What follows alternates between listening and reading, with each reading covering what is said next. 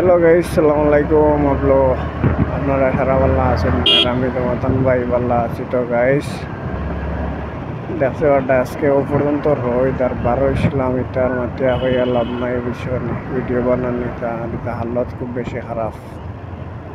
এক তো ট্রাফিক আর দুই তো খুব বেশি রোহিত আর বর্তমানে 12 লস চাইলেছি 12টার সময় দেখলাম ট্রাফিক थोड़ा কম আছে এখন তো দেখি বহুত বেশি ট্রাফিক বুঝাইছে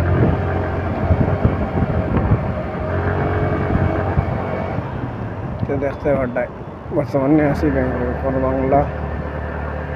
জিওর উপরে ফ্লাইওভারের উপরে দেখতে পারটাই